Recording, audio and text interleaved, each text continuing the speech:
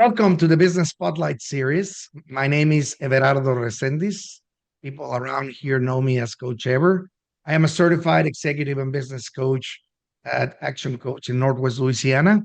Today, I have William Hagan with Stratagraph, and he's here to tell us a little bit about his business, the journey to the ownership, challenges, best practices, and share a peek into what really is like to build and operate a business. If this is your first time in the channel, please be sure to subscribe and like, and turn on that little notification bell so that you can get notifications when we drop new conversations just like this one. And so, William, welcome and thank you for being here today. Thank you for having me. Would you share with us a brief overview of your background and tell us a little bit about the business? Okay. Um, well, I was born here in Lafayette. I went to high school in Baton Rouge and then college in Shreveport, Centenary, uh, kind of your stomping grounds. And then I began working for the company that my father started in 1961, which is Stratagraph. And I eventually, over the next 25 years, became the owner and operator of the company. We're an oil field service company in the geological services space. So we work with geologists and the geological departments of oil companies to help them drill wells, to look for hydrocarbons, the presence of hydrocarbons, identify the formations. And through our core business essentially is mud logging, which is that process, right, of working with the geologist, be his eyes and ears in the field and get the first look at the rocks and then monitor the gas coming back from the well to create a history, which is called a mud log.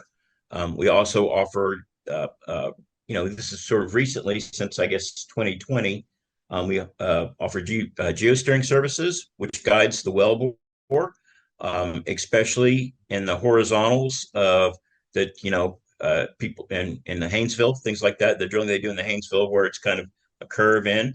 Geosteering helps guide the wellbore there.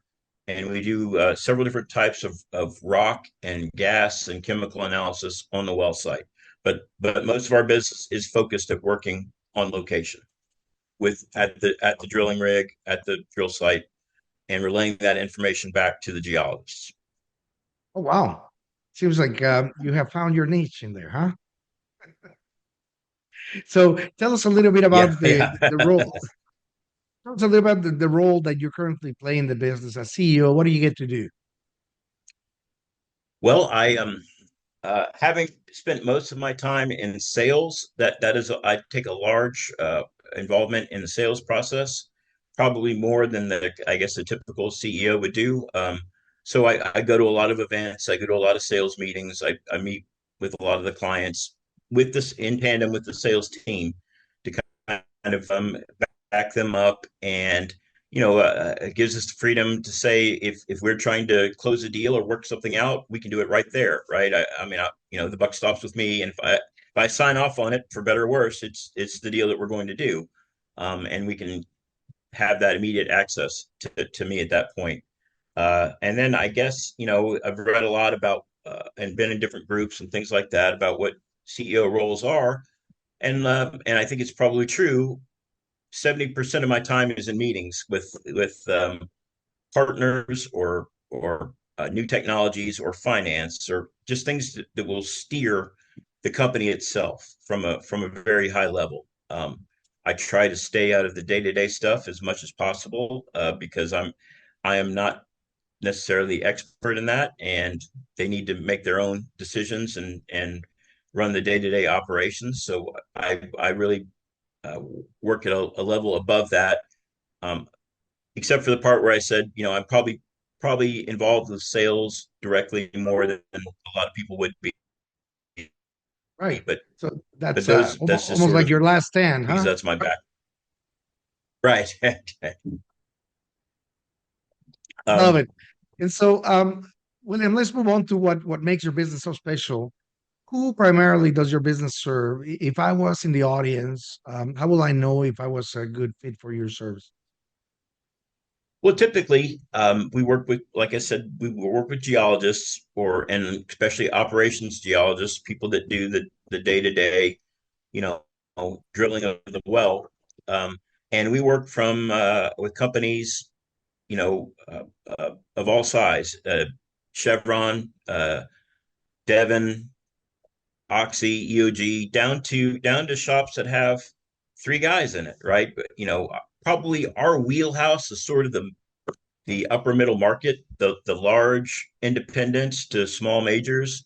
The super majors are a market all to themselves, right? The Exxons, the Shells, the Chevrons of the world. But our wheelhouse is probably just that tier just beneath it, because those huge corporations source things from a global basis, right? They need our services across the world, and we're concentrating on the United States and really the southern part of the United States. So if you're, I mean, we have clients in Shreveport, right? And none of them are super huge, but they'll drill 2 or 3 wells a year, and we just keep up with those guys. So it I know that's kind of a long-winded answer, but essentially, if you're a geologist, we could probably help you. Love it. Okay. And so I'm sure you're not the only one that is providing this sort of service. So the next question is, what makes your business unique? Why do your customers choose you as opposed to somebody else? Well, just like they're huge oil companies and medium size and then small, we're sort of in that medium range bracket where we're big enough to adapt and customize our services and technologies to meet your needs. Um, in a quick manner. So we're very responsive and customizable with what we do, and I think that benefits a wider range of people, and differentiates us from our big competitors like the Halliburtons and the Schlumbergers of the world, and then our small competitors that can't really gear up like that, right? So our customization and our personnel and our subject matter experts, I think, make us different. And Outstanding. we all our lab work we in-house, right? Whereas we're not having to send things out to be looked at or reviewed. So over the years, you have developed the capability to respond and customize, um, opposed to having to outsource some of that work that you do. That is amazing. And so, um, what is one thing that you wish more people knew about your business? Well, our business in particular, I think that from a value added perspective, I think that we're often underestimated with what value we can bring to drilling, engineering, and geology. I think most geologists understand what we can do, but drilling engineers don't. Um, we can, and we sit at the cross section of drilling and geology.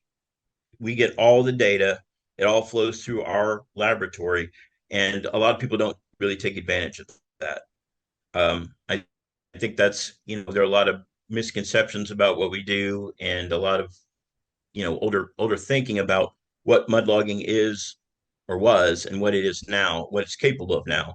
But that's very audience specific. I think from a real high level perspective, it would be great if, I mean, in our state, most people do, but overall, most people don't understand how the oil and gas business work in a real way, right? That, they know that there's gas at the gas station, but how it gets there in all that process, they don't particularly understand.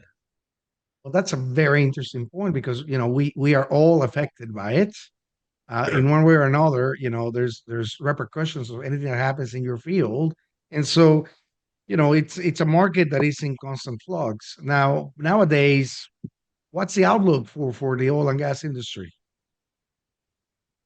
Well, building on something you said there too is, and when I say people don't understand oil and gas, and I think that's largely true, but they really don't understand petroleum and the fact that everything we do every day touches petroleum. Our cars, whether it's a Tesla or a Chevrolet, are built with petroleum. The pieces, the products, all that. you know. So I think people don't understand what all petroleum contributes to is in the realm of pharmaceuticals and everything that we use on a daily basis. That being said, I think the future of oil and gas, although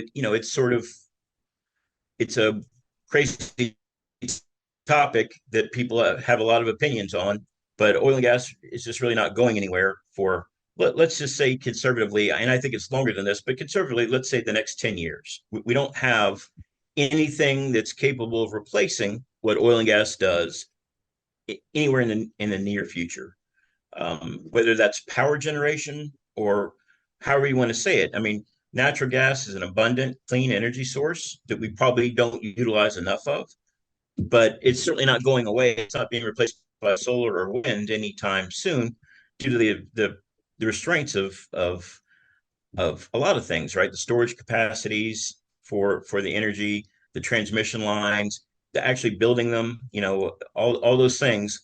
It's just not ready to be replaced. You replace oil and gas, especially natural gas, in the electrical grid, and that's just one part of what we're talking about, right? Right. It's still not really ready for transportation. I mean, short range. I've seen short range Amazon trucks, electrical trucks all the time, but you're not driving one of those cross country or you're not driving it through Colorado, right? It'll still take oil or gas to do that. That's right. That's right. Well, and let alone all the other products that we benefit from the oil and gas industry, from household Sure. products, personal care, all these things that come into play.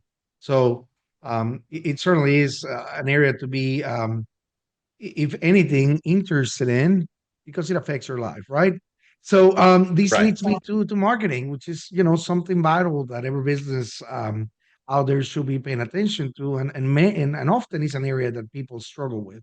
And so I'm always curious about what successful businesses are doing, like a percentage of the sales that is invested back into marketing or marketing plans and the strategies Sure. that are used for marketing. What is that like for you? Well, we have a marketing director, and we build marketing plans and budgets.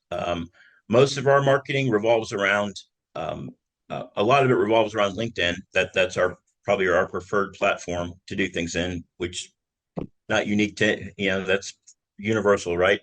And then That's right. probably our next biggest well, LinkedIn is not very expensive, so probably our biggest expense marketing perspective is trade shows and events.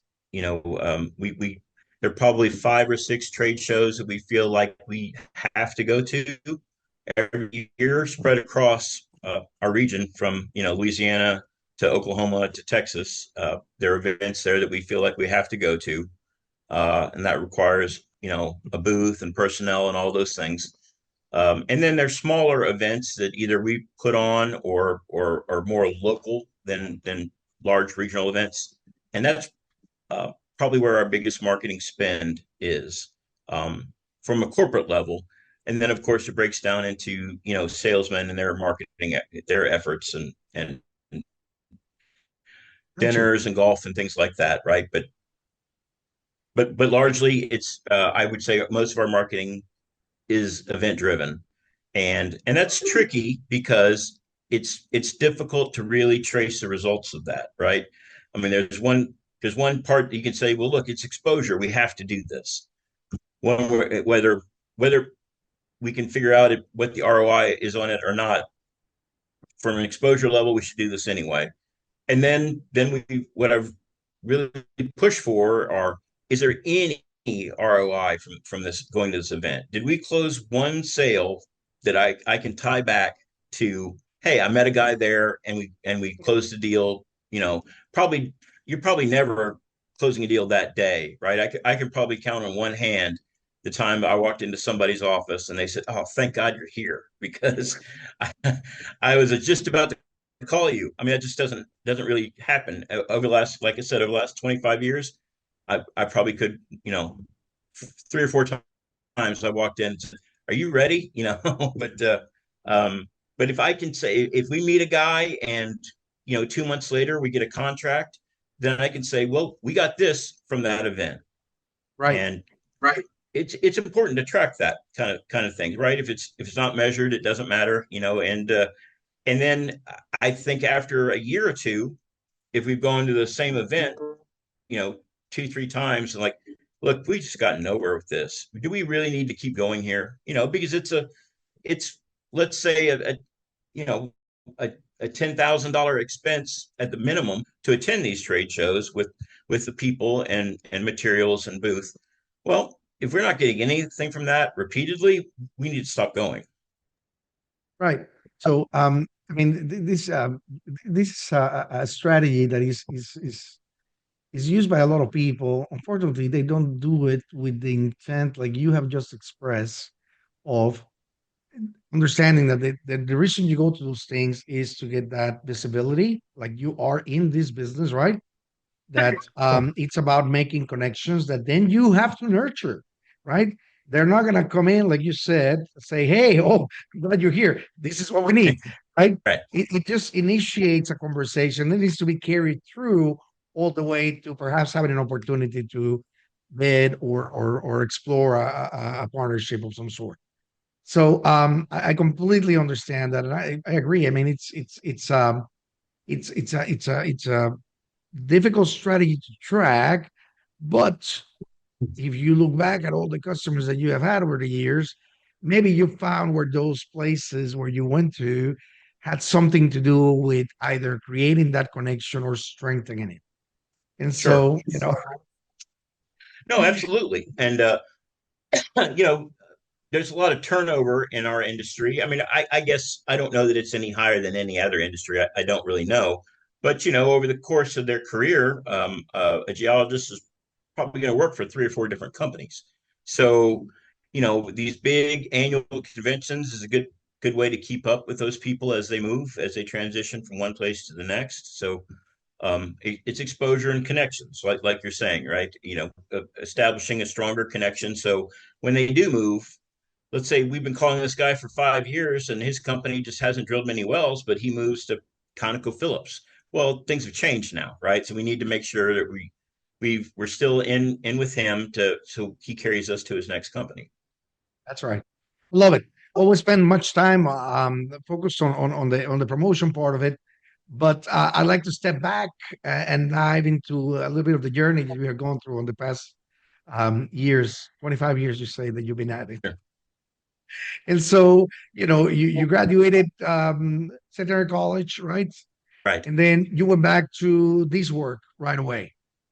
Yeah, yeah. I graduated seminary in May of '98, and by let's say July, I was in the Gulf of Mexico, uh, working on rigs, right, catching samples and becoming a mud logger, and I did that for several years, probably I guess about 2.5 years. Then my next stop was into operations here at our headquarters in Lafayette, where I worked with others to dispatch crews and to keep those things going. I worked on our first safety plan, uh, and sort of anything that operations related. I did that for a couple of years before moving into sales.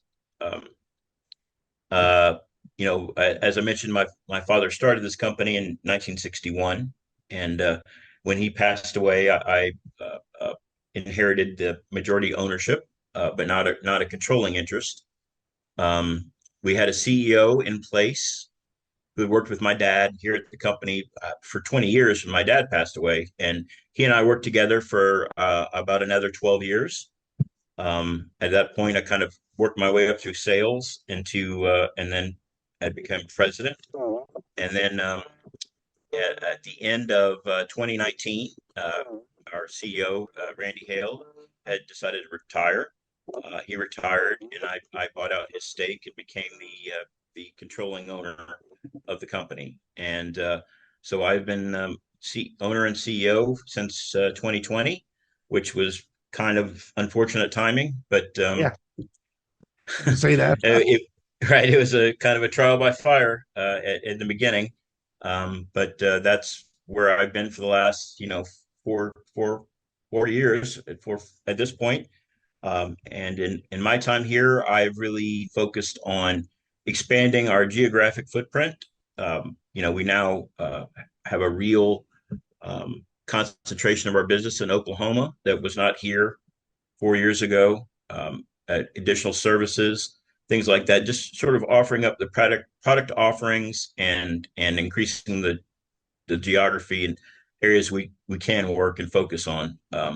It's I mean, people can do it, but it's very hard to dispatch and work things from 800 miles away, right? So we've Yeah. expanded in that way, and Wow. that's sort of been my focus the last 4 years. That and I mean, trying to push organic growth as much as possible, but we've also done several acquisitions in that time period too to help grow the company. Wow. And so as you look at your journey so far, um, what has been the most memorable roadblock or hurdle that you were challenged with and you were forced to overcome? Well, I I could think of the market itself has been somewhat unfavorable. The last 2 years, the prices have been okay, but the activity has decreased, which is really why we've focused on it, adding additional science. Right, we're doing less jobs, but at a higher rate, a higher day rate, higher profitability, uh, higher revenue for each individual job. But the lack of activity. I mean, for instance, I think I got my report on Thursday. There are 584 rigs working in the United States. Um, you know, 6 years ago, that number was probably closer to 2,000. Well, it's Wow. certainly over 1,000. I would say prior to COVID and the market crash, we were right at 1,000. Let's say so. Let me revise that. Let's say 10 years ago, there were 2,000 rigs working. We had a higher day rate than we do now. So the whole kind of market and industry is transformed. So that Okay. has been a pretty that's been a speed bump for sure, a hurdle to cross. The other hurdle I would say is that in kind of a 2 year period, I mean, depending on, there were several factors, COVID being one of them, but we had 4 or 5 sort of key employees that had all been here 30 years plus retire. Oh, And wow. so, yeah, yeah, that knowledge deficit was very tough to replace. And you never know what all somebody does until they're gone. That's even out of their job description or duties. And you ask, well, why? What happened here? Why has this not been taken care of? Oh, well, David used to take care of that. Well, that wasn't his job. Why did he? Well, over the 25 years he was here, or 35 years, it just became part of his routine, and he never let it go. Um, and so you find those things out kind of uh, in a hurry, but Yeah. also it's sort of unexpected. I wouldn't have never thought he worked on that, but he did, and now somebody else has to do it. Yeah. Wow. It's again because this has been more of an organic type situation where as you go in your career, you learn something new, you apply it, and that's something you do, but it isn't really part of your job description. We have found a lot of that too. Right. So yeah, that's and so how do you prevent that from happening in the future? I think that probably, uh, and one of the challenges we face in oil and gas and the oil field service sector is that you would love to have a lot of redundancy, but it's difficult to afford that. Yeah. So you have one IT expert, and you probably would love to have two, or if that guy is 50 plus, you'd love for him to be training a 25-year-old, but that's easier said than done, right? It just, from recruiting perspective, from an economic perspective, all those things. um, so probably the answer is really cross training, especially if it's something that this guy's doing that really, is more of this guy's responsibility, they need to work together. So there's backup in place. Wholeheartedly agree. Wow, it's quite a bit of a challenge. And so let's fast forward and look at what comes next. Okay, so where do you see this business of your Stratagraph going into the next 3 to 5 years? Where are you guys going? Well, I think we're going uh, the we've introduced a lot of things over the last year that we need to get fully implemented and integrated and marketed properly. It takes time to get traction launching a new product line, and we feel like we've done that now on a couple of different product lines. So we're just sort of expanding that area. I think probably before we add anything else, we just need to make sure that people understand what our product offerings are, and that we've successfully deployed them commercially. People are using it, so you can use it too. That is all probably internal. Externally, I would say, our goal is to have a significant presence in every major basin in the United States, which probably we're probably lacking three or four of those positions in those areas, and that would probably be where I would look to resolve that next, right? And largely that is north of here, either in the Rockies or the Dakotas or the Appalachians. So that's kind of where we're looking or having our eye towards for growth. That's not internal. Excellent. And so, what's your approach regarding goal setting? Like, how many goals do you set at a time?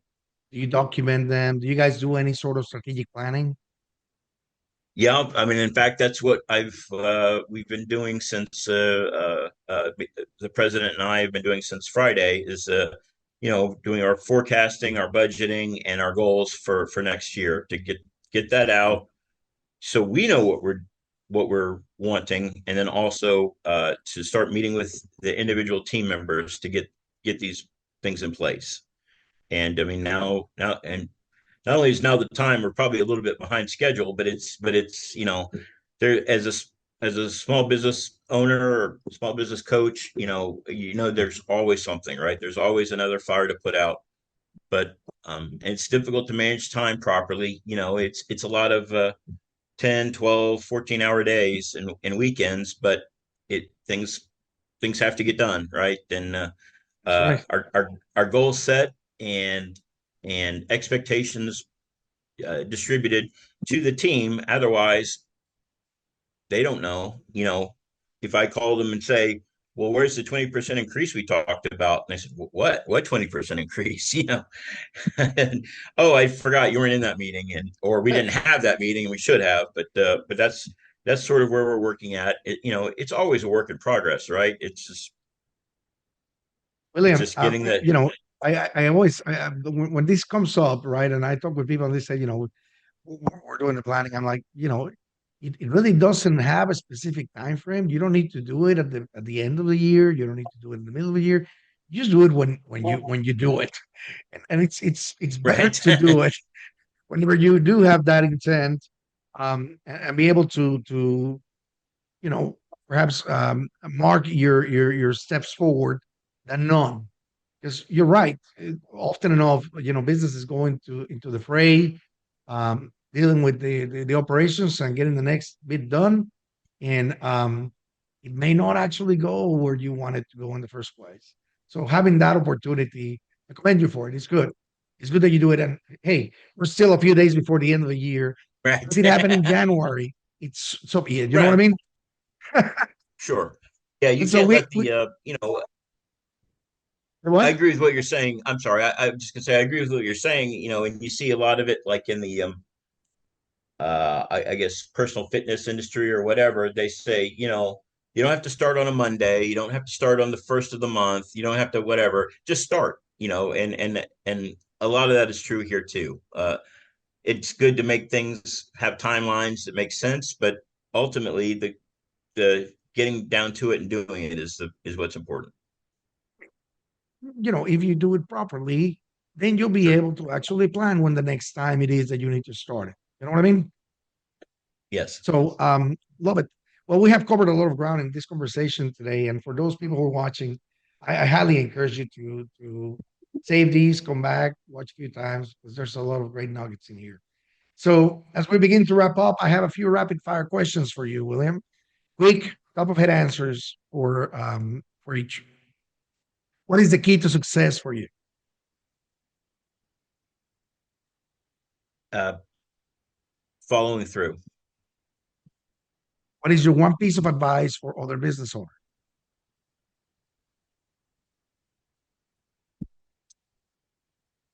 Don't. I think like a great quote that I try to remind myself by. I think is from Bill Gates, and Bill Gates said that people overestimate what they can do in a year, but underestimate what they can do in 10. You, That's you right. have to have that perspective. It can't just be a sprint all the time. It's a marathon, right? Life is a marathon, and you have to maintain perspective on that. That's right. The key there is then the consistency to keep to follow it through, like you said, Right. right? And so, what is one book that you're reading now or you have read that you will recommend people? Um, well, I just finished the last latest Malcolm Gladwell book. I think it was Revenge of the Tipping Point, and I love all his books, and I take something away from each one of them. And I would recommend any of them, but this was his latest, and it was in line with all the rest. Love it. So, if you had to choose one area of your business you could immediately improve tomorrow, what would it be? Operations or operational efficiency, and it's uh, making sure that we're making the right decisions and sending the right people, and that all the qualified people going to the right place. That is not, we don't have guys crisscrossing the country logistically, and that I feel like that area would be the Um, I mean, because you got cost savings and you got sales, right? I think we're doing better from a sales perspective. So to clean up the bottom line, we need more operational efficiency. That will be certainly a worthy pursuit. Yeah. And so, before we get into the final question of the day, William, how can other people learn more about you or your company? How do they get in touch with you guys? Well, we have our website, of course, stratagraph.com, and then we have a pretty healthy presence on LinkedIn, um, where you can search for Stratagraph or my name, or anything will bring you to some sort of contact with us, and um, uh, then you can go from there, messaging or email Oh, or call us. thank you. People still call occasionally. So There you go. There you go. At the end of the day, all you're doing is making those connections and nurture them into possibilities into the future. that's So, right. what do you find is most inspiring to you today?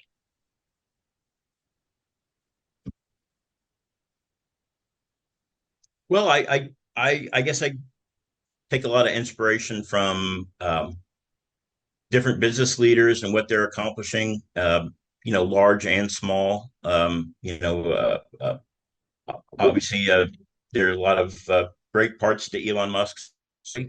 Um, I take a lot of inspiration from guys like Bill Gates and Steve Jobs, but also people that succeed at a local level or small level. I mean, it's even some of our competitors, right? I mean, I I can't hate them for being successful. I don't hate them for being successful, and if they're doing it in a new and different way, that's inspiring to me. It's it's it's all part of the journey, right? I feel like when I see someone who's doing something exceptionally well, that's inspiring. Like they found a way to do this. There are a lot of obviously there are tight constraints on running a business. So if they find a new, better way, that's great. And I try to learn from it. And sometimes it's something we can bring here, but sometimes it's not. Yeah, I agree. So it sounds like it's these middle point between evolution and success, right? Going into the next iteration, making it work. Right, right. I love it. That's Well, correct. um, I um I thank you for being here today and sharing all these with us, William. Thank you to the audience for watching and sharing. You never know, you might inspire by listening to this interview. So make it a great day. Until next time.